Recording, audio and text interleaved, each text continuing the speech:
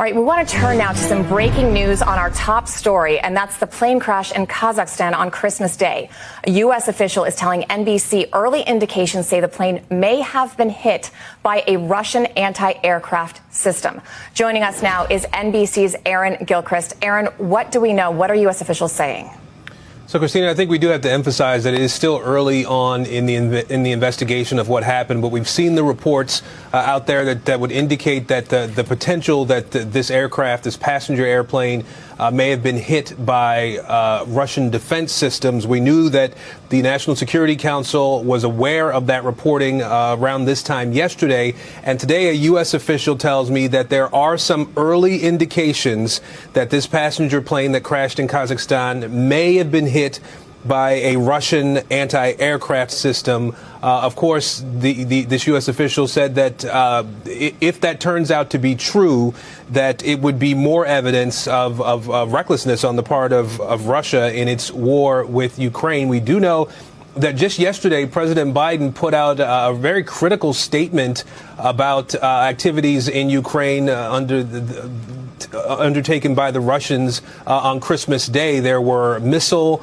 and drone strikes inside Ukraine that hit some energy infrastructure there. The president put out a statement calling it outrageous and reiterating that he has instructed the Department of Defense to continue to surge weapons to Ukraine so that it's able to defend itself against Russia, which we know this administration has been doing really since the earliest days of this conflict between Ukraine and Russia. And we can expect that the administration will continue to do that over the next 25 days at least that President Biden is in office, trying to fortify the defense systems that Ukraine has. Of course, we know that the other G7 nations, European countries, have been trying to do the same to make sure that Russia is not able to ultimately succeed in Ukraine. But we do know now, as we look at this video from the crash scene in Kazakhstan, that a U.S. official here says there are early indications that a Russian anti-aircraft system may be responsible for this plane coming down. At least 38 people are dead and dozens injured after a passenger plane crashed in Kazakhstan. The plane was flying to a city in Russia when it was diverted due to fog. Now investigators are trying to uncover what caused the crash and how more than 24 people managed to survive it. ABC's Inez de la Quatara has the latest.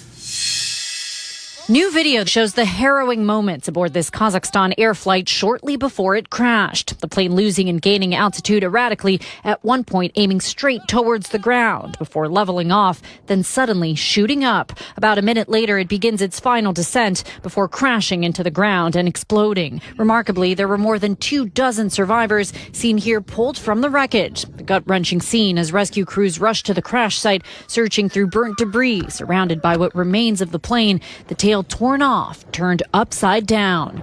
Of the 67 people on board, 38, including both pilots, were killed. 29 survived and are hospitalized, including 2 children. Some of those survivors are in critical condition.